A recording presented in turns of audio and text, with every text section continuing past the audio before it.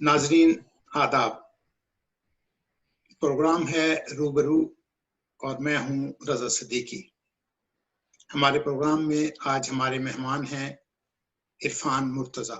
इरफान मुर्तज़ा शायर हैं, इरफान मुर्तज़ा खत्तात हैं, इरफान मुर्तज़ा आर्टिस्ट हैं, इरफान मुर्तज़ा तसव्वुराती मुलाकातें करते हैं शायरों अदीबों से। लेकिन तफसीलात में जाने से पहले हम उन्हीं से खुद ही ये सारा कुछ पूछेंगे। इससे पहले कि हम अपने शायर दोस्त की तरफ चलें, मैं आपसे एक गुजारिश करना चाहता हूँ कि अदबिस्तान आपका अपना चैनल है, इसे YouTube पर सब्सक्राइब कर लीजिए और साथ ही बेल आइकन भी दबा दीजिए ताकि हमारी तमाम वीडियोस आप तक बर वक्त पहुंच सकें। तो आइए अब अपने मेहमान से मुलाकात करते हैं।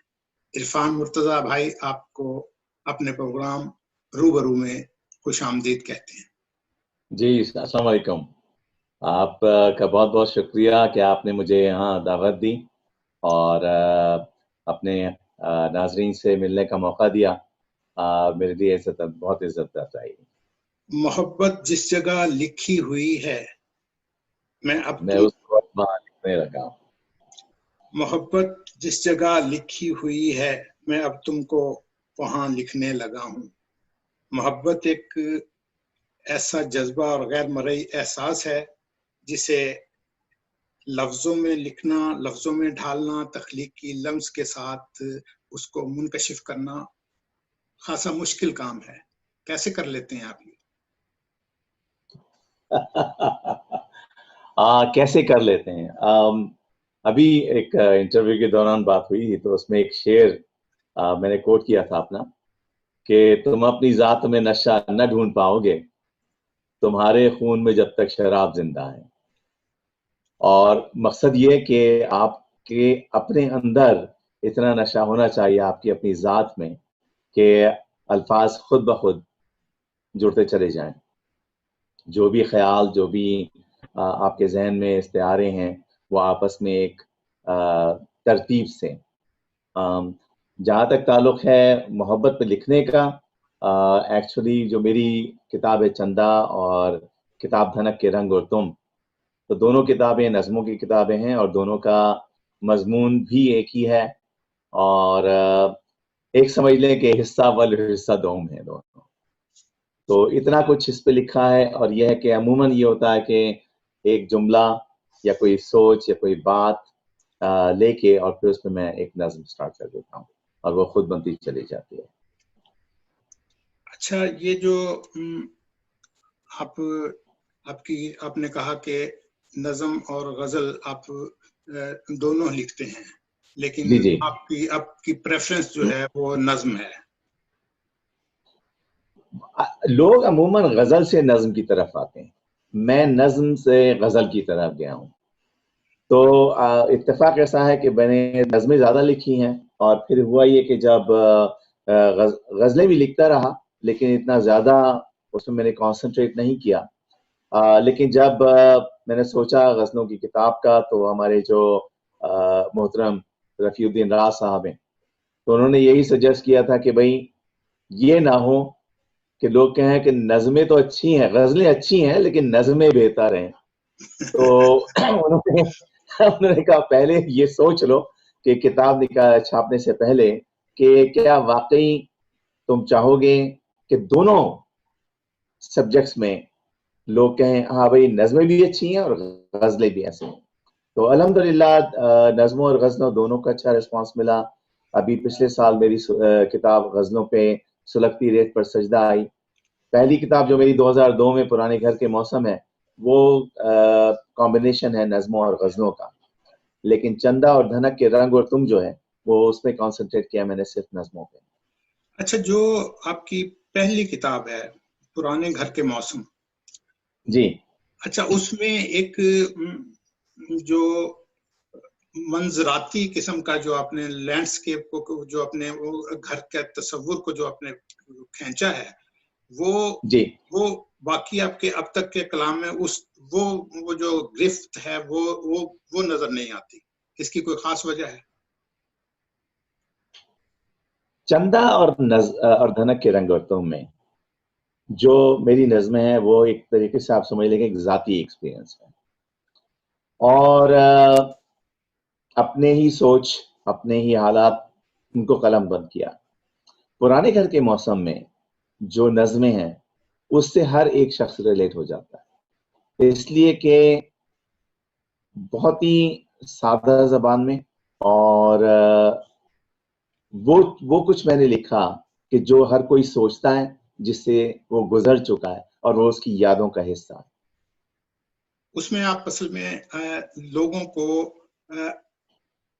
گھر یاد کرا دیتے ہیں، جی اپنا آپ یاد کرا دیتے ہیں۔ تو بالکل، اس سے پہلے کہ ہم آگے کو چلیں، تو اس میں سے کوئی جو نظم ہے یا کوئی غزل جو آپ کو وہی جو ٹپکتے گھروں والی جو ہے وہ نظم سنا دیجیے۔ بالکل بالکل۔ اور یہ نظم جو کتاب کا عنوان ہے پرانے گھر کے موسم، اسی نظم کا عنوان بھی وہی ہے، اور اس میں یہی ہے کہ کوئی بھی مصرع آپ اٹھائیے، جو سننے والے ہیں ان میں سے کوئی نہ کوئی شخص وہ جملہ جی چکا ہے، وہ گزار چکا ہے، تو اس میں پھر یہ ہوتا ہے کہ پھر وہ ریلیٹ بہت آسانی سے ہو جاتے ہیں۔ جی جی، تو میں پیش کرتا ہوں۔ جی جی۔ یہاں پردیس میں آ کر ہم اپنے دیس کی باتیں کبھی تو بھول جاتے ہیں، کبھی ہم خود بھلاتے ہیں۔ انہی باتوں میں، یادوں میں پرانا گھر بھی ہے میرا، پرانے گھر کے وہ موسم ابھی تک یاد آتے ہیں۔ کبھی بارش جو ہوتی تھی تو اپنی ٹین کی چھت پر کئی سرتال بجتے تھے، بڑے کمرے کے بیچوں بیچ ہم برتن بھی رکھتے تھے کہ ان سوراخوں سے جن سے صبح سورج چمکتا تھا، کبھی بارش جو ہوتی تھی تو پانی بھی ٹپکتا تھا۔ نئے ہمسائے کی بیٹی ہمارے گھر میں آتی تھی، نئے ہمسائے کی بیٹی ہمارے گھر میں آتی تھی، ہماری بہنوں کے سنگ بیسنی روٹی پکاتی تھی۔ مزہ بارش کا ہم کو جو پرانے گھر میں آتا تھا ابھی تک یاد آتا ہے۔ اگرچہ لو بھی چلتی تھی، فضا بھی گرم ہوتی تھی، اور ایسا حبس ہوتا تھا کہ مانو دم نکل جائے، تو ایسے میں ہم اپنے دوست کو ستو پلاتے تھے۔ اگر وہ جیب میں پیسے تو پھر کلفی بھی کھاتے تھے۔ کبھی ایسا بھی ہوتا تھا کہ دسترخوان بچتا تھا تو دسترخوان کے کونے پہ رکھی بالٹی میں آم ہوتے تھے، کبھی ایک دو، کبھی دو چار اپنے نام ہوتے تھے۔ غریبی میں جو جینے کا مزہ تھا ابھی تک یاد آتا ہے۔ اور خزاں آتی تھی، موسم کا عجبی ڈھنگ ہوتا تھا، ہرے پتوں کا پیلا خوف سے پھر رنگ ہوتا تھا۔ جدا ہو جائیں گے وہ شاخ سے یارو کسی بھی دن، کہ روندے جائیں گے پیروں تلے یارو کسی بھی دن۔ انہی سوکھے ہوئے پتوں میں پھر ایک پھول کھلتا تھا، انہی سوکھے ہوئے پتوں سے وہ چپکے سے کہتا تھا بہاریں پھر بھی آئیں گی۔ اور باہر آتی تھی، آنگن میں ہمارے پھول کھلتے تھے، ہرے پتے ہمارے پیڑ پہ کچھ ایسے ہلتے تھے کہ موسم کے بدل جانے کی وہ خوشیاں مناتے ہوں، سنا سن سن سنا سن سن کوئی نغمہ سناتے ہوں۔ محلے کے جوان لڑکے پتنگیں بھی اڑاتے تھے، کہیں دم چھلا اڑتی تھی، کہیں گڈے لڑاتے تھے، اور کبھی تو جانے بوجھے ایک مکان کی چھت پہ ہم یارو کسی کو دیکھ کر اپنی پتنگیں بھی گراتے تھے۔ وہ سردی ہو کہ گرمی ہو، خزاں آئے بہار آئے، پرانے گھر کے وہ موسم ابھی تک یاد آتے ہیں۔ آموں کا سلسلہ یہ ہے رضا صاحب کہ ہمیں یاد ہے جب بچپن میں آم جب کھانے کے بعد بیٹھتے تھے، اور عموماً ایک بالٹی میں جس میں برف ڈال کے رکھ دیے جاتے تھے آم، لیکن خاص کر جب بارش ہوتی تھی اور وہ اولتی سے جو پانی گرتا تھا، اس میں ٹھنڈے ہونے ہوئے جو آم ہوتے تھے ان کا ایک عجب۔ میں نے یہی تو کہا کہ آپ نے جو منظر کشی کی ہے نا شاعری میں، جی شاعری میں بہت کم شاعروں نے منظر کشی کی ہے، تو جی آپ ان شاعروں میں ہیں جنہوں نے منظر کشی کر کے جو ہے وہ اس کو شاعری کو پر لطف بنایا ہے اور بامانی بنایا ہے۔ تو اب ہم نے یہ ایبرپٹلی جو ہے اپنا سلسلہ تو شروع کر لیا، تو ذرا کچھ ہمارے ناظرین کو یہ بھی بتائیے کہ آپ کا جہاں تک تعلق ہے وہ تو کراچی سے آپ کا تعلق ہے، پاکستان سے تعلق ہے، تو کب یہاں سے جو ہے امریکہ آئے اور کب سے آ کے جو ہے وہ لوگوں نے کہنا شروع کیا کہ واپس کیوں نہیں جاتے، تو یہ جو ہے یہ اس حد تک پہنچیے، ذرا تھوڑا سا یہ بتائیے لوگوں۔ November 3rd 1985, November 3rd is my birthday, اور میں اپنی برتھ ڈے پہ ہی یہاں پہ آیا تھا. تو اب کتنا 34 سال ہو گئے, 35واں سال لگ رہا ہے. اور 35 سال کا یہ جو 34-35 سال کا جو یہ سفر ہے, اگر آپ پیچھے پلٹ کے دیکھیں تو لگتا ہے کچھ بھی نہیں, اور یوں گزر گیا چٹکی بجاتے. لیکن ان اتنے عرصے میں جو کچھ سیکھا زندگی سے, اور جو کچھ زندگی نے سکھایا, بہت کچھ سیکھا زندگی سے, اور بہت سے ایسے لوگوں سے ملاقات ہوئی کہ جن سے بہت کچھ سیکھنے کو ملا. 1987 میں نے پہلا مشاعرہ اٹینڈ کیا تھا یہاں لاس اینجلس میں, اور اسی میں مجھے اپنی پہلی نظم سنانے کا موقع ملا. بہت 26 سال عمر تھی میری, اور بہت شوق تھا کہ جی ہم بھی ایک مشاعرے میں سنائے, اور اتفاق سے موقع مل گیا. لیکن پھر اس کے بعد جو ہے پھر وہ سلسلہ چل نکلا. تو یہ ہے. اچھا, یہ آپ یہاں پہ ایک ادبی تنظیم کے جو بانی جو ہے صدر بھی ہیں, تو ذرا اس تنظیم کے بارے میں کچھ بتا دیجئے. 2003 میں یہاں میں نے اردو رائٹر سوسائٹی شمالی امریکہ کے نام سے ایک تنظیم قائم کی, جس میں میرے دوست محمد کلام اور مرحوم آصف سید, ہم تینوں نے مل کے یہ تنظیم شروع کی. اس کا مقصد یہ نہیں تھا کہ جی ہم اردو کی خدمت کریں گے, یہ ہمارا موقف کبھی رہا ہی نہیں. اس کا ہمارا موقف صرف ایک ہے کہ ہم اردو کی خدمت کرنے والوں کی خدمت کرتے ہیں. صحیح. اور جی, اور اس میں کیا ہے کہ اس میں ہم نے پھر مشاعرے بھی کروائے, لیکن اس کے ساتھ ساتھ کتابوں کی تقریبات بھی ہوئیں. اس میں لوگوں کی شامیں, ان کے ساتھ ہم نے شام منائی. اس کے ساتھ ساتھ پھر ہمارے یہاں سے بہت سارے کیش ایوارڈز تھے, $5,000 $3,000 اس قسم کے ایوارڈز بھی بہت سارے شاعروں کو اور ادیبوں کو دیے گئے. اور ہم نے ایک سلسلہ یہ رکھا تھا کہ کسی کی کتاب پہ ہم نے کوئی ایوارڈ نہیں دیا, بلکہ ان کی ٹوٹل اوور آل پرفارمنس. بالکل. اور دوسرے یہ کہ, اور ضروری نہیں کہ وہ شاعر ہوں, اگر وہ شاعر گر بھی ہیں اور انہوں نے اردو کی خدمت کی ہے, تو اس میں بھی ہم نے ان کو ریکگنائز کیا. اس کے ساتھ ساتھ کچھ شاعروں کی ہم نے کتابیں سوسائٹی کے خرچے پہ چھپا کے انہیں تحفتاً دی. اس کے ساتھ ساتھ اردو کی کلاسز بھی کرائی ہم نے. اردو کی کلاسز ہماری ویب سائٹ پہ بھی موجود ہیں, urduwriters.org پہ. اور یہ سارا سلسلہ 2003 سے چل رہا ہے. انٹرنیشنل مشاعرے کی طرف ہم بہت دیر میں آئے. ہمارا جو مین مقصد تھا وہ نارتھ امریکہ کے جو قلمکار ہیں ان کو پروموٹ کرنا, کیونکہ عموماً یہ ہوتا آیا تھا اور ہوتا آیا ہے کہ بہت دفعہ یہ ہوتا ہے کہ جب پاکستان, انڈیا یا دوسرے ملک سے شعراء آتے ہیں, تو یہاں کے رہنے والے چاہے وہ جتنے بھی ٹیلنٹڈ ہوں, لیکن ان کو پیچھے کر دیا جاتا ہے یہ آپ لوکل ہیں. میں آپ کو اس کی ایک چھوٹی سی مثال دوں. ایک مشاعرے میں میرا جانا ہوا, اور جہاں ہمارے ایک بہت بزرگ شاعر, استاد شاعر, وہ اس شہر کے ہیں, اور انہیں مجھ سے پہلے پڑھوایا گیا.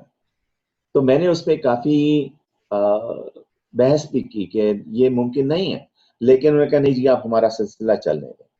تو اس پہ پھر میں نے یہ کہا تھا کہ جب میں ان کے بعد آیا تو میں نے کہا جی کیونکہ میرے بزرگ مجھ سے پہلے پڑھ چکے ہیں, تو میں یہاں سے مشاعرے کا دوسرا دور اسٹارٹ کرتا ہوں, میں دوسرے دور کا پہلا شاعر ہوں. تو کہنے کا مقصد یہ کہ جن لوگوں کو اور ان کے ٹیلنٹ کو جو عزت دینی چاہیے, وہ صرف اس وجہ سے پیچھے کر دی جائے کہ وہ صرف لوکل ہیں, تو یہ بات مناسب نہیں تھی. اس لیے پھر ہم نے یہ سوسائٹی اسٹارٹ کی, اور الحمدللہ بہت سارے نارتھ امریکہ کے رائٹرز کو ہم سامنے لائے. اب ہم تھوڑا سا, یہ تو آپ کی تنظیم کا بھی ذکر آپ کا ہو گیا, آپ کی جو ہے, تو ایک آپ یہ بتائیے کہ آپ کے نزدیک شاعر کی ذمہ داری کیا ہے؟ آپ شاعر کی ذمہ داری کیا؟ جی, ابھی شمس الرحمان فاروقی کا انٹرویو دیکھا تھا میں, انہوں نے ایک بڑی اچھی بات کہی کہ شاعر, وہ فلسفے کی بات ہو رہی تھی کہ اقبال کی شاعری میں جو فلسفہ ہے خودی ہے, یا غالب کیا کہہ رہا ہے, تو انہوں نے ایک چیز بہت اچھی کہی اور بڑی سادہ سی. میں بہت سادہ قسم کا انسان ہوں, میرے الفاظ بھی بہت سادہ ہیں، میری شاعری بھی بہت سادہ ہے، اور اس میں آپ کو جب ہونا بھی یہی چاہیے کہ آدمی فرینکلی جو کچھ اس کے ذہن میں آ رہا ہوتا ہے وہ بیان کرتے، تو وہی صحیح ہوتا ہے. بالکل. آپ کو میری کسی کتاب میں چاہے پوری کتاب پڑھ لیں، آپ کو کہیں ڈکشنری کی ضرورت نہیں پڑتی، اس لیے کہ میں کوشش کرتا ہوں کہ جو میں تمام جو الفاظ میں لکھ رہا ہوں وہ ہر ایک شخص تک آسانی سے پہنچ جائے، اس کے بجائے کہ وہ سوچتا رہے.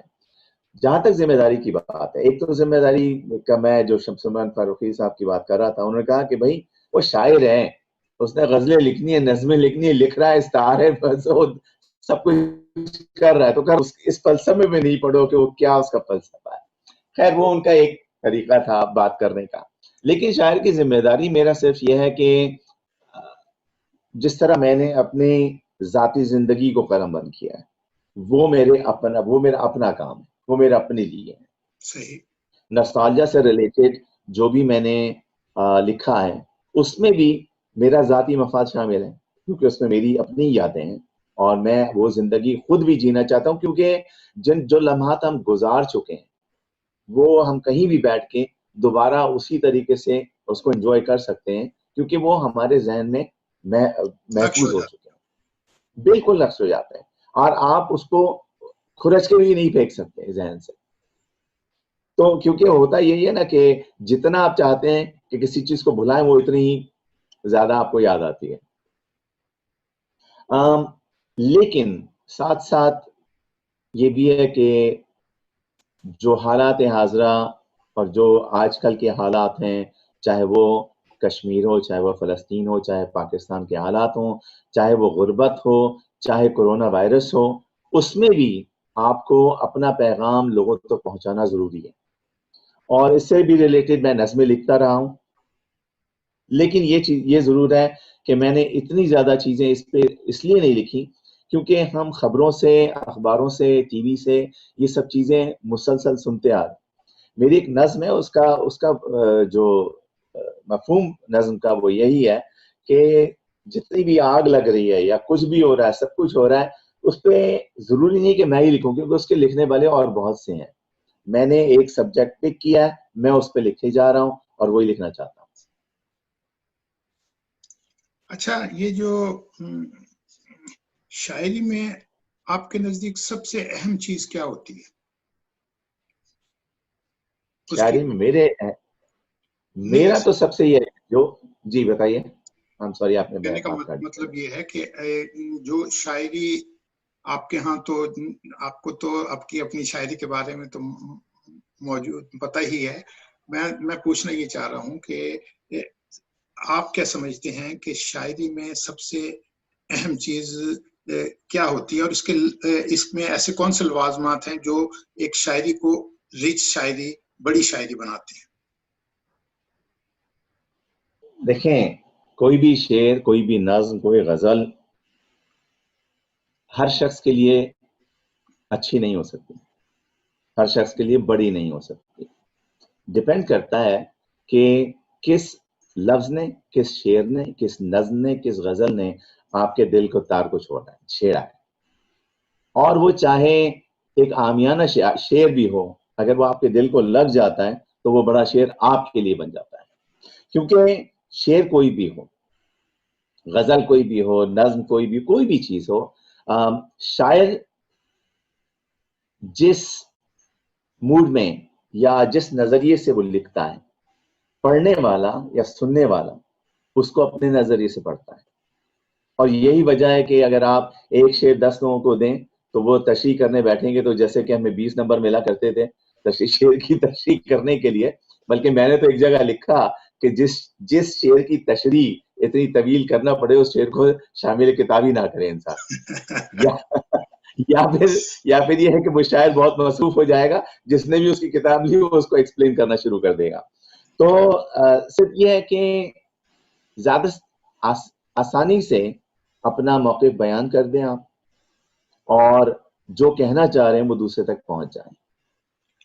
اچھا، یہ بتائیے کہ یہ جو جدید اردو نظم ہے، کیا اس نے، جیسا کہ ابھی آپ کا ذکر کر رہے تھے، تو کیا اس نے اپنے عہد کے سیاسی، سماجی اور اقتصادی جو معاملات ہیں ان کو خود میں سمویا ایک حد تک، اور بہت سے شعراء نے اس سبجیکٹ کو اپنا ہی سبجیکٹ بنا لیا ہے، اور وہ کر رہے ہیں، کام کر رہے ہیں، اور کام ہو رہا ہے اس پہ. اچھا، غزل اور جو جدید غزل ہے اس کے جی بارے میں کچھ فرمائیے. دیکھیں رضا صاحب، اگر آپ نے مجھے 30 سال پہلے دیکھا ہوتا تو میں بہت مختلف تھا. صحیح. ٹھیک ہے نا؟ ہر چیز وقت کے ساتھ ساتھ بدلتی جا رہی ہے اور بدلنی چاہیے. اگر ہم ایک ہی جگہ، کیونکہ روایت اچھی چیز ہے اور روایت سے جڑا رہنا چاہیے، لیکن روایت کے ساتھ ساتھ جو ہمارے اطراف میں ہوتا آ رہا ہے، جو چیزیں بدلتی جا رہی ہیں، اس کو بھی ہم نے اپنے اندر سمونا ہے نا. میں تھوڑا سا، مجھے اختلاف ہے نثری نظموں سے، کیونکہ نثری نظموں کے، بلکہ ایک میں نے انٹرویو میں یہ کہا تھا کہ نثری نظم وہ چیز ہوتی ہے کہ جب ایک نثر نگار ہاتھ پھیلان کے شاعر بننا چاہتا ہے، یا ایک شاعر ہاتھ پھیلان کے نثر نگار بننا چاہتا ہے. تو نثری نظم سے ہٹ کے بات کریں اگر، تو جو بھی ہمارے اطراف میں چیزیں ہوتی جا رہی ہیں، آتی جا رہی ہیں، کیونکہ میں نے بھی اپنی شاعری میں جیسے، اور خاص کر جیسے اگر میں محبت کے سبجیکٹ پہ سب سے زیادہ لکھا ہے میں نے، تو محبت کے جو مضامین ہیں میرے، محبت کا بینک، محبت کا کریڈٹ کارڈ، محبت کی سیڑھی، محبت کی الماری، محبت کا جہنم. تو یہ ہر قسم کی چیزیں جو اطراف میں آپ دیکھتے ہیں، یا کمپیوٹر سے ریلیٹڈ یا فیس بک سے ریلیٹڈ، یہ ساری چیزیں وہ میں نے ریلیٹ کی ہیں. اینڈ یہی ہوتا ہے کہ جو میرا مین سبجیکٹ ہے، اینڈ وہیں آ کے ہوتا ہے. لیکن کیا ہوتا ہے کہ میں ان چیزوں سے ریلیٹ کر لیتا ہوں، کیونکہ ہم جو بھی اطراف میں ہماری چیزیں ہیں، ابھی میں جس کمرے میں بیٹھا ہوں، میں آنکھیں بند بھی کر لوں پھر بھی وہی چیزیں یہاں موجود رہیں گی، یہاں بھی اور میرے ذہن میں بھی. صحیح صحیح. اچھا، یہ جو ٹی ایس ایلیٹ نے کہا ہے کہ جو بڑی شاعری ہے وہ فکری اور احساس کے امتزاج سے بڑی شاعری کہلاتی ہے، کیا آپ ٹی ایس ایلیٹ کے اس خیال سے متفق ہیں؟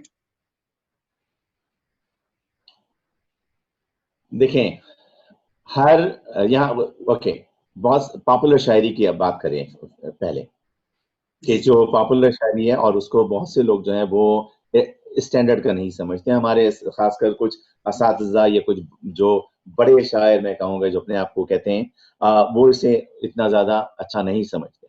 لیکن اس کا ایک اپنا مقام ہے، ہر سبجیکٹ کا، ہر چیز کا ایک اپنا مقام ہے، اور ڈیپینڈ کرتا ہے کہ کون پڑھ رہا ہے، ڈیپینڈ کرتا ہے کہ کون کہہ رہا ہے. اگر میں، جو میرا مضمون نہیں ہے، اگر میں اس مضمون پہ لکھنا شروع کروں گا، شاید میں وہ کام ٹھیک طور پہ نہ کر پاؤں، وہ نظم یا وہ غزل اس طور پہ نہ لکھ پاؤں کہ جو آپ اپنے نظریے سے لکھ کے یا سوچ کے لکھیں گے. اچھا، جو سوال مجھے ابتدا میں کرنا چاہیے تھا وہ میں اب کرنے لگا ہوں کہ آپ کو کس چیز نے شاعری کی طرف متوجہ کی؟ کس چیز نے شاعری کی طرف؟ خیر، یہ پڑھنے کا شوق تو بچپن ہی سے تھا. یہ تو ایک بہت ٹپیکل جواب دیا ہے میں نے، جو ہر کوئی دیتا ہوگا. 15 سال کی عمر سے میں نے لکھنا شروع کیا تھا، لیکن آہستہ آہستہ. اس کے ساتھ ہی ایک اور چیز بھی جوڑ لیجئے کہ صرف شاعری ہی کیوں، کسی اور صنف کی طرف کیوں نہیں گئے؟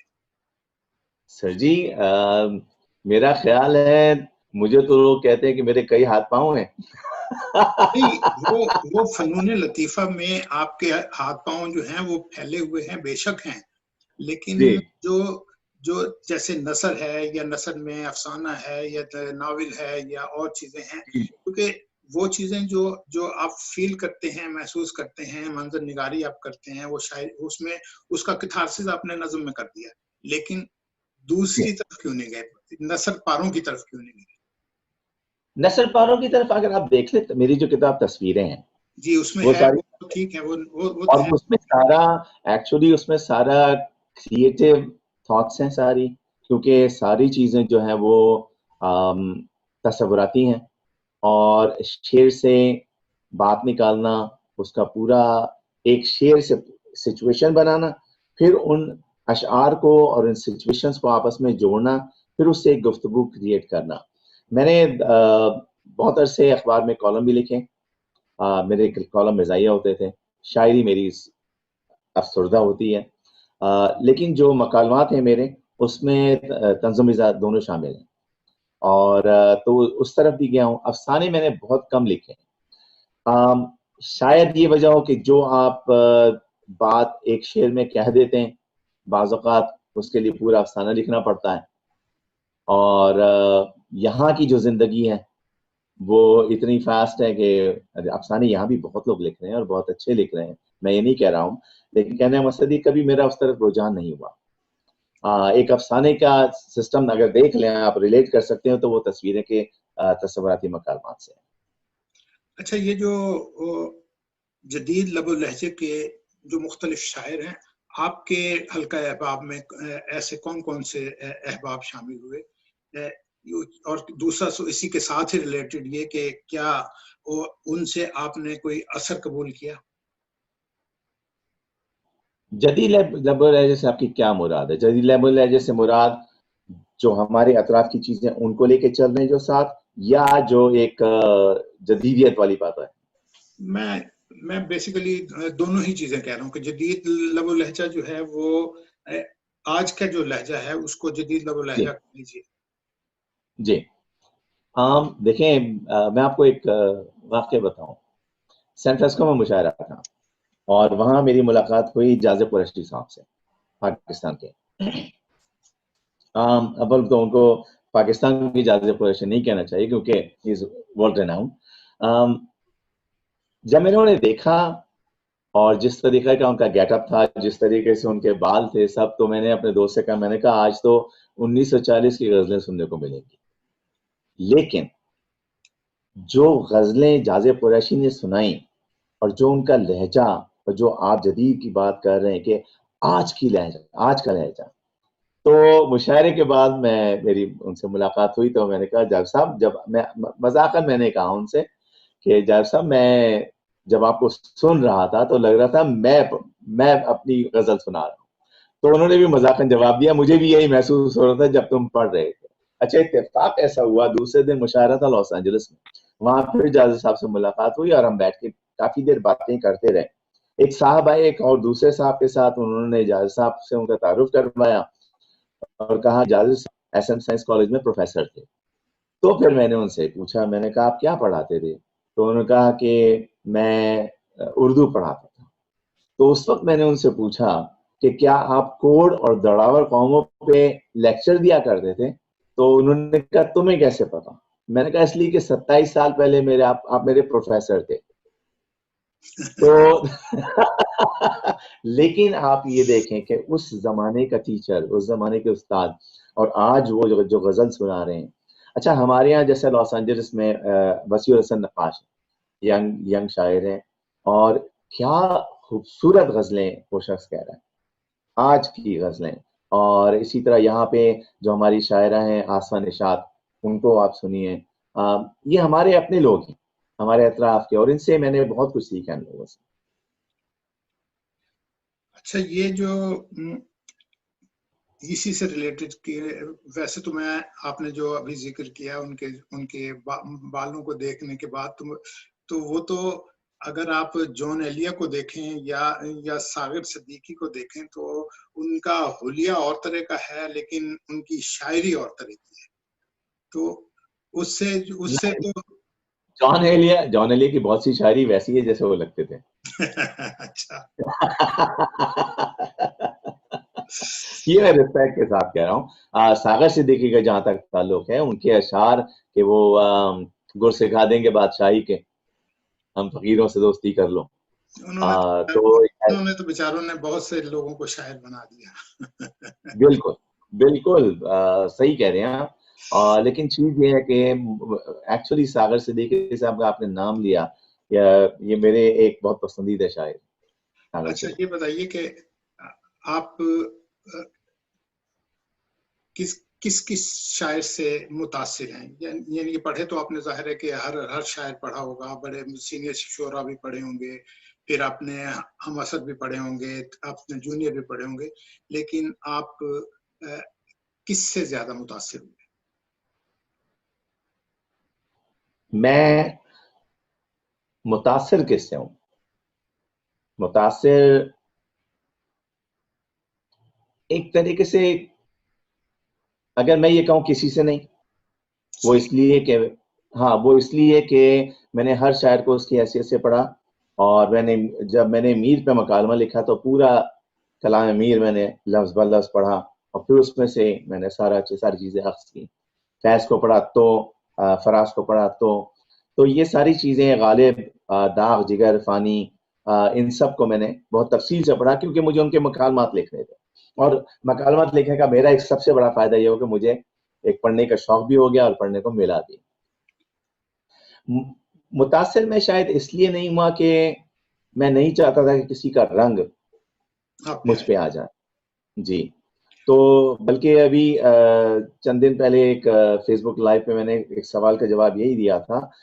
کسی نے پوچھا تھا کہ آج صرف ایک شاعر کو پڑھا جائے یا مختلف شعراء کو پڑھا جائے، اور میں نے یہی کہا تھا کہ مختلف شعراء کو پڑھیں، اور لیکن رنگ آپ اپنا رکھیں، ڈکشن آپ اپنا. بالکل. ساغر صدیقی کی شاعری مجھے بہت پسند آئی. یہی چیز ہے کہ وہ لگ گئی بس ایک دل کو بات، تو یہ چیز ہے بس. صحیح. اچھا، یہ جو اب ہم آپ کی اسی کتاب کی طرف آتے ہیں. اس سے پہلے کہ ہم آپ کی یہ تصویروں والی کتاب کی طرف آئیں تو ایک غزل اور پیش کر دیجیے. ایک غزل میں آپ کو اپنی کتاب سرتی ریت پر سجدہ سے ایک غزل پیش کرتے ہیں. جی، اس کے اوپر میں نے اپنا تبصرہ جو ہے وہ تو میں نے ابھی کچھ عرصہ پہلے کیا تھا جو ہے. جی جی جی جی، اور مہربانی. اور پتہ ہے کیا حیرت کی بات یہ ہے کہ پرانے گھر کے موسم پہ جب آپ نے مجھے بتایا کہ آپ کی بہن نے اس پہ تبصرہ کیا تھا، ہاں بہت تو جی جی جی، اور وہ میری ویب سائٹ پہ موجود ہے. وہ جی جی، وہ میں دیکھ رہا تھا آپ کی ویب سائٹ کی طرف، تو اس کے اوپر ان کا بھی تبصرہ موجود ہے. جی، وہ بھی صغیر صاحب اور وہ دونوں جو ہیں کراچی میں بیٹھے ہوئے بہت کام کر رہے ہیں. اس میں تو کوئی جی شک جی، بالکل اردو منزل بالکل ہے، انہوں نے جو ویب سائٹ بنائی ہے وہ ایک اچھی چیز ہے. اس پہ بہت کچھ مل جاتا ہے لوگوں کو. بالکل بالکل.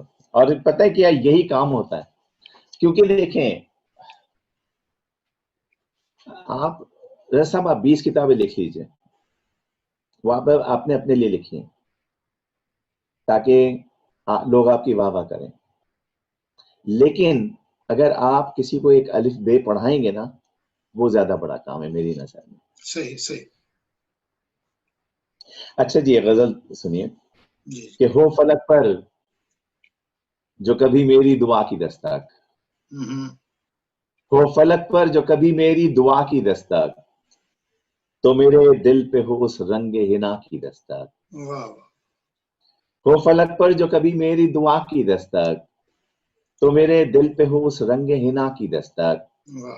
مجھ کو اوقات میری یاد دلانے کے لیے، مجھ کو اوقات میری یاد دلانے کے لیے روز ہوتی ہے میرے دل پہ خدا کی دستک.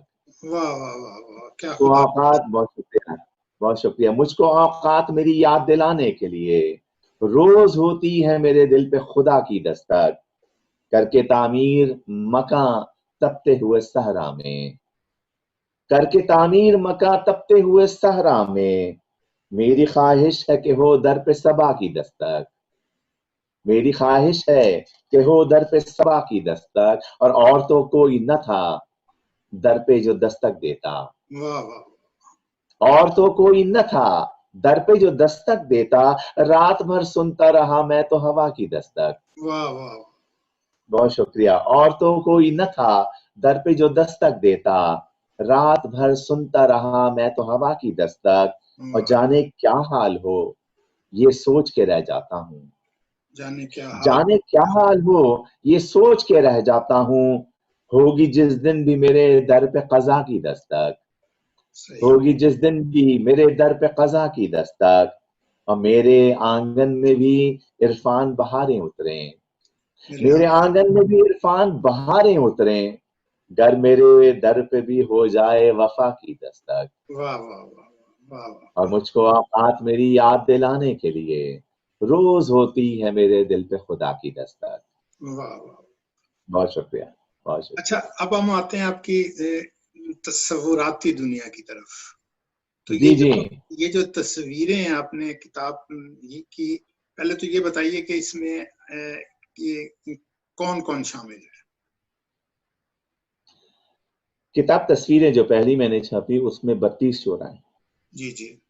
اس میں غالب، داغ، جگر، فانی، اس میں ابن انشا بھی ہیں، حمایت علی شاعر ہیں، امجد اسلام امجد ہیں، جاز قریشی ہیں، خالد خواجہ ہیں، عارف امام ہیں، مونا شہاب ہیں، حامد امروہی صاحب ہیں شکاگو سے، حسن چشتی ہیں شکاگو سے، اس میں فیض صاحب ہیں، اس میں ساغر صدیقی ہیں، اس میں احمد قاسمی بھی ہیں، اور اس میں ساحر لدھیانوی ہیں، اور اقبال ہیں، اور تو اس میں 32 شعرا ہیں۔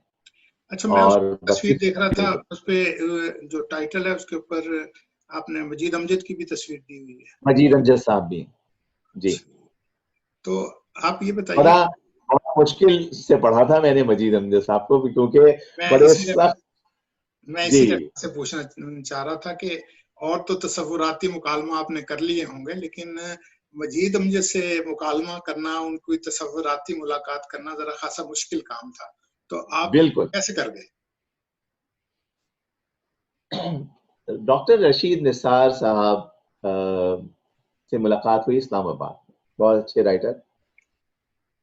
انہوں نے ایک سوال کیا مجھ سے، تو نے کہا عرفان صاحب ایک بات بتائیے کہ آپ نے اتنے بڑے بڑے لوگوں سے باتیں کی لیکن اپنی شخصیت کو نہیں ادھر دے دیا، یہ کیا وجہ ہے؟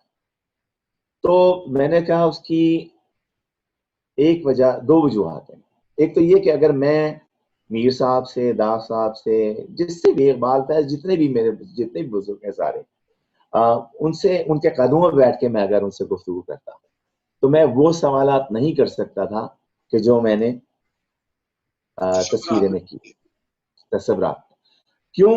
کیونکہ جب آپ پڑھتے ہیں تو پورا ایک شاعر سامنے آ کے کھڑا ہو جاتا ہے، اس میں صرف یہ نہیں ہے کہ جی وہ کب پیدا ہوئے کب مرے، اس قسم کی بات نہیں، بلکہ اگر میں اپنا انٹروڈکشن آپ سے کرواتا ہوں، اور میرا انٹروڈکشن آپ سے جو ہوا وہ میری کتاب کے تھرو ہوا، وہ ایک انٹروڈکشن ہے، وہ میں ہوں، اور یہی طریقے سے، اسی طریقے سے پھر میں نے جو اخذ کیا ہے شعراء کو ان کی کتابوں کے ذریعے۔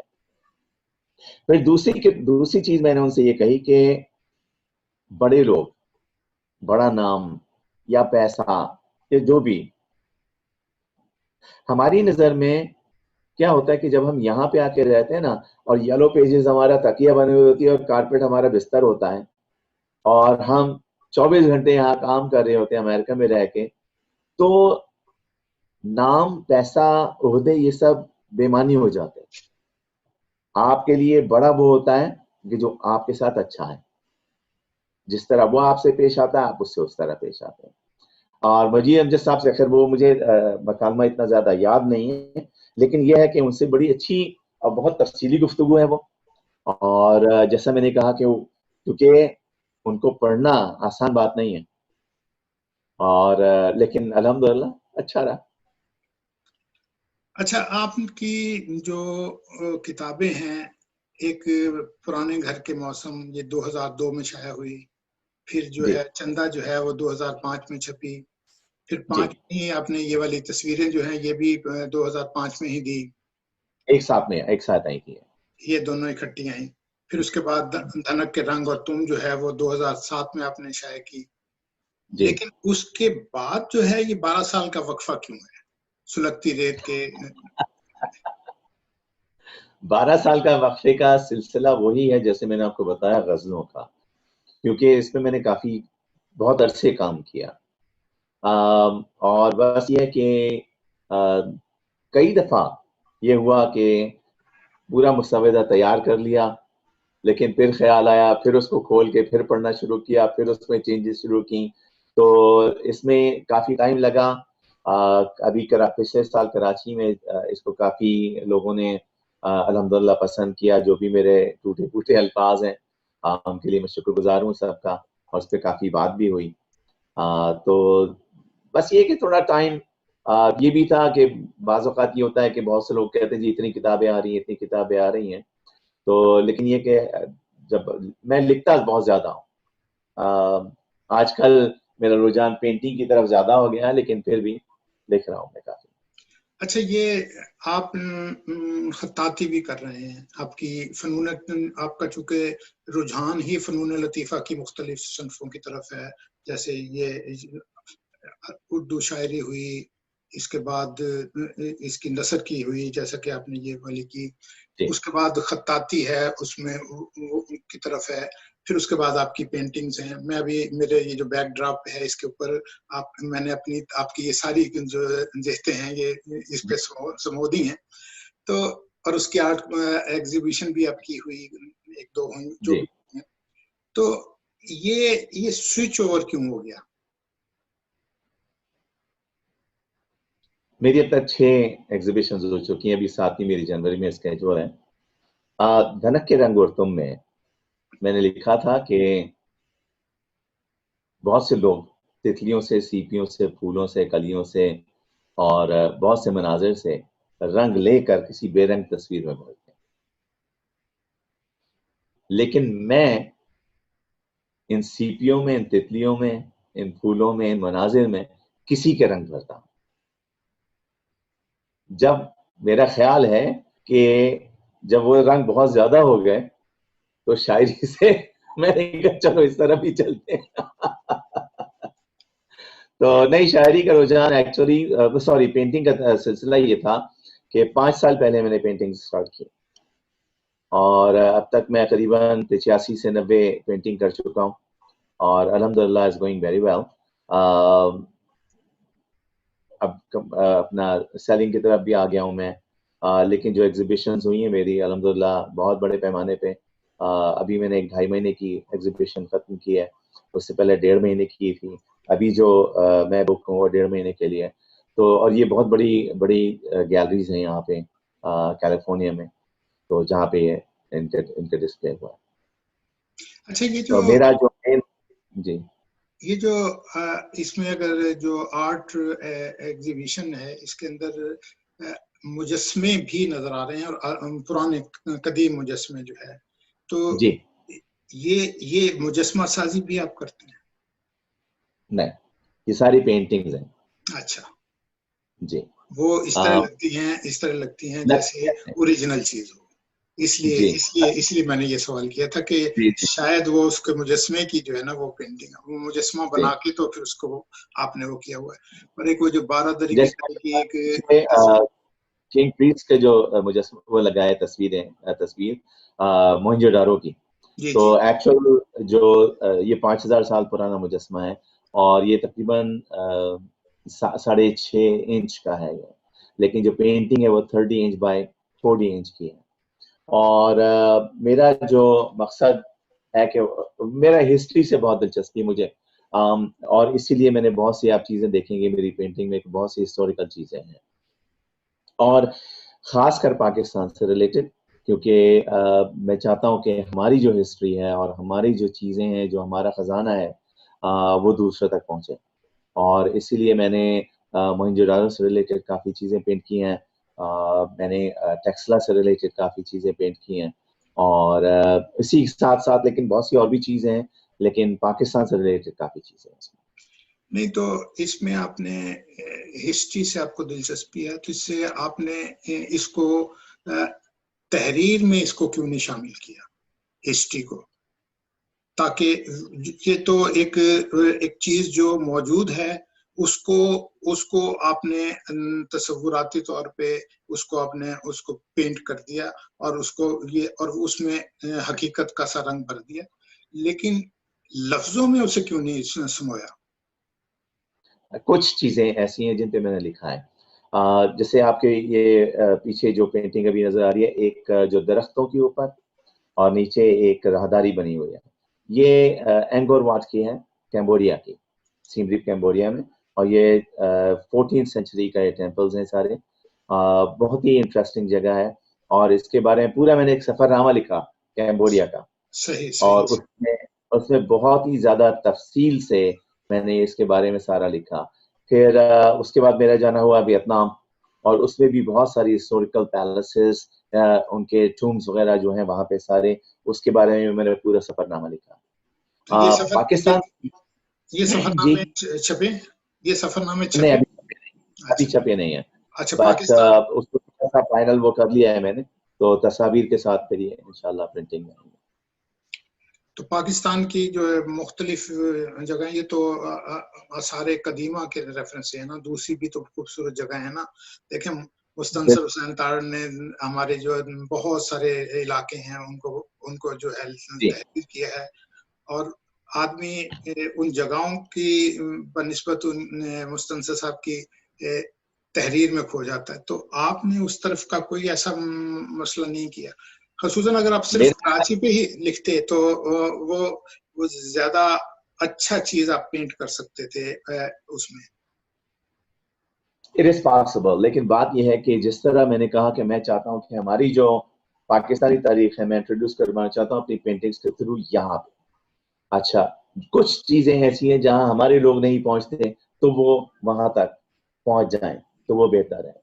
पाकिस्तान से रिलेटेड जिस तरह आपने कहा मुस्तनसर साहब ने, या ऐसे बहुत से लोगों ने बहुत तफसील से इन चीजों के मुताबिक लिखा है पहले, और मैं ये सोचता हूँ कि अगर फिर मैं लिखूं और मैं भी, हाँ ठीक है, मैं अपने हो सकता है मैं उसमें मेरा नजरिया मेरा रंग भी शामिल होगा उसमें, लेकिन एक तरीके से वो रिपीट हो जाएगा, तो शायद इसलिए ना लिखा हो। लेकिन ये है कि हाँ, मौका मिलेगा तो जरूर, क्योंकि बहुत हिस्ट्री है हमारी। तो सही सही।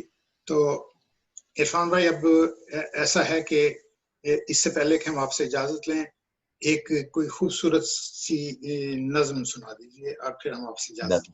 बिल्कुल, कोई वो उसी में से उसी तरह की सुना दीजिए जैसे कि जिससे कि आदमी को अपना घर और अपना वतन और वो जो चलिए वो सुन लीजिए, उसके लिए मुझे किताब की जरूरत हाँ, उसी तरह की कोई चीज सुना दीजिए। अब भी ऐसा होता होगा, सुना देता हूँ मैं। उन्वान है, अब भी ऐसा होता होगा। जी जी। कि तुम परदेश में रहने वालों, तुम भी तो ये सोचते होगे, देश में होता था जो कुछ, क्या अब भी ऐसा होता होगा? अब भी रोज स्कूल के बच्चे एक तराना गाते होंगे, हमदें गाई जाती होंगी, नहाते पढ़ते जाते होंगे, छुट्टी या वक्फे की घंटी जब भी बजती होगी, यारों चेहरे खिलखिल जाते होंगे, बच्चे शोर मचाते होंगे, बस्ते अपने हाथ में लेकर भाग के बाहर आते होंगे, चूरन वाले छोले वाले ठेले लेकर आते होंगे, उन ठेलों से बच्चे अब भी आलू छोले खाते होंगे, एक पठा गुब्बारे वाला बंदूकें भी लाता होगा, हिंडोला भी आता होगा, मेला सा लग जाता होगा, अब भी ऐसा होता होगा। वाह वाह वाह। और गली के लड़के वाले क्रिकेट बल्ला खेलते होंगे, एक किरमिच की गेंद से लोगों चौके छक्के लगते होंगे, ऊंचे घर की खिड़की यारों जब भी छन से टूटती होगी, बल्ले अपने हाथ में लेकर सब लड़के छुप जाते होंगे। ऊंचे घर वाले से लोगों, आप इसलिए हंसे कि आपने भी यही किया लगता है। ऊंचे घर वाले से लोगों लड़के अब भी जलते होंगे, ऊंचे घर वाली की जुल्फों पर वो अब भी मरते होंगे, पर्दा अब भी हिलता होगा, आंचल भी लहराता होगा, अब भी कोई दरवाजे पे चुप के आता होगा, अब भी ऐसा होता होगा। और ईद से पहले की रातों में मेहंदी अब भी लगती होगी, चूड़ी वाले अब भी आकर अपने तख्त सजाते होंगे, कुछ यारों को लाते होंगे, चूड़ी भी पहनाते होंगे, हाथ में लेकर हाथ किसी का जुमले कसते जाते होंगे। और ईद जो आती होगी यारों, कुछ मेहमान आ जाते होंगे, लोग हमारे घर पर यारों मीठा खाने आते होंगे, धोबी भी आ जाता होगा, सक्का भी आ जाता होगा, ईदी लेने वालों का एक मेला सा लग जाता होगा, अब भी ऐसा होता होगा। और घर के दरवाजे पर जब भी आहट होती होगी यारो, माँ की नजरें उठती होंगी, बहना खुश हो जाती होगी, अब्बा भी अपने कमरे से उठकर बाहर आते होंगे, हर कोई ये सोचता होगा शायद बेटा आया होगा, और छोटा भाई दरवाजे की कुंडी आकर खोलता होगा, और गली में कुछ भी न पाकर जाने क्या कुछ सोचता होगा, जाने कब तक रोता होगा, अब भी ऐसा। वाह वाह वाह वाह। यही तो मैं कह रहा था कि मुझे आपका यही तो रंग पसंद है, जो जो आप जिस अंदाज में पढ़ते हैं और जिस अंदाज में लिखना, तो एक अपनी जगह पे आर्ट है, लेकिन उसको पढ़ना अपनी जगह पे एक आर्ट है। तो इरफान मुर्तजा भाई, आपने अदबिस्तान को اپنا قیمتی وقت دیا. آپ ہمارے پروگرام میں تشریف آپ کا لائے. جی آپ نے آپ ہمارے پروگرام میں تشریف لائے. آپ کا بہت بہت شکریہ. نوازیں. بہت شکریہ.